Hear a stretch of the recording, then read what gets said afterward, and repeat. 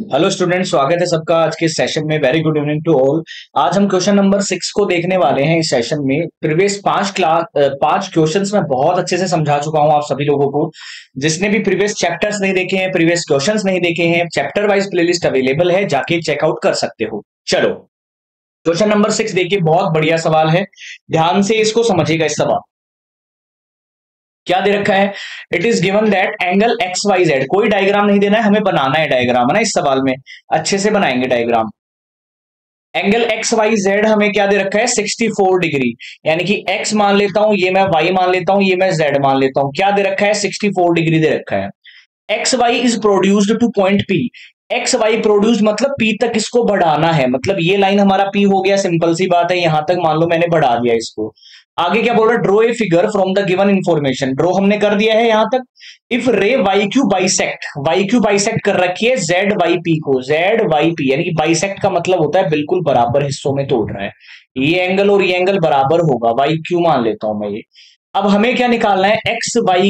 X Y Q निकालना है, मतलब एक्स मेरा ये है, वाई मेरा ये है, क्यू ये वाला एंगल आपको निकालना है। एंगल एक्स वाई क्यू आपको निकालना है। And reflex Y Q P कहां पर है? ये वाई है, ये क्यू है, क्यू वाई पी। इसका रिफ्लेक्स मतलब अगर ये मेरा जितना भी आएगा ना, इसका रिफ्लेक्स होगा ये पीछे वाला। मैंने बताया था जिस भी एंगल का रिफ्लेक्स निकाल रहे हैं ना, उसको 360 में से माइनस कर दो, आपका आंसर आ जाएगा इस सवाल में। सिंपल सी बात है। अब यहां पर एक चीज देखो, ये जो हमारे पास है ना कंप्लीट लाइन, ये पूरे 3 एंगल बनाएगी 180 डिग्री। मतलब कि एंगल अगर मैं इसको मान लू θ1, तो ये दोनों एंगल तो इक्वल होंगे, तो ये भी θ1 होना चाहिए। तो हमारे पास क्या है? जो θ1 प्लस 64, इन तीनों का सम ही तो दे रखा है ना 180 डिग्री। सिंपल सी बात है। अब यहां से मैं क्या करूंगा? 2θ1। अब आप सोचोगे सर θ1 क्यों लिया? क्योंकि बाइसेक्ट का मतलब होता है इक्वल हिस्सों में बांट रही है, और ये एंगल जो है ना बाइसेक्ट कर रहा है, ये लाइन क्यू वाई बाइसेक्ट कर रही है, तो ये एंगल अगर Q1 है तो ये भी Q1 होगा, ये अगर θ1 है तो ये भी θ1, ये अगर A है तो ये भी A होगा। और तीनों एंगल्स का सम हमारा 180 होता है एक लाइन पर। अब इस पूरी लाइन पर पी एक्स लाइन पर ये 3 एंगल बन रहे हैं, θ1 64।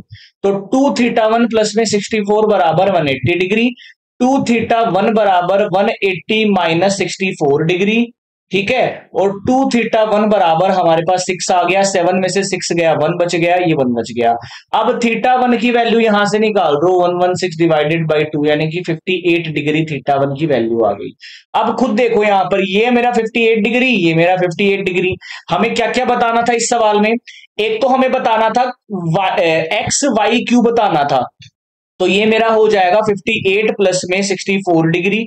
आंसर आ जाएगा 8 और 4 12, और 6 5 11 और 1 12, 122 डिग्री। ये तो ये आंसर आ गया। और एक निकालना था इसका रिफ्लेक्स, Q1 का रिफ्लेक्स। तो मैंने बताया था जिस भी एंगल का रिफ्लेक्स निकाल रहे हो उसको 360 में से माइनस कर दो। तो 58 का रिफ्लेक्स निकाल रहे हैं तो 360 माइनस 58 डिग्री कर दो, आंसर आ जाएगा। 10 में से 8 गया 2, 5 में से 5 गए 0, और ये हमारा क्या हो जाएगा? 302 डिग्री हमारे पास आ जाएगा। अब थोड़ा सा रीचेक भी कर लेते हैं ना, इस सवाल को रीचेक कर लेते हैं कि सही है या गलत है। वापस से देखो, ये θ1 ये हमने सही किया है, 64 बिल्कुल सही आंसर हमारा है।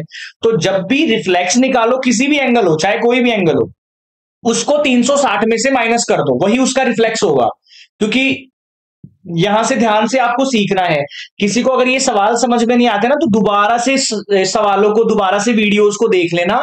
कोई भी डाउट अगर इस सवाल में लग रहा है कमेंट करके जरूर बता देना, और लाइक शेयर जरूर कर देना। सभी अपने फ्रेंड्स को, सभी क्लास फ्रेंड्स को शेयर कर दीजिए ये वीडियोस को। जय हिंद, जय भारत।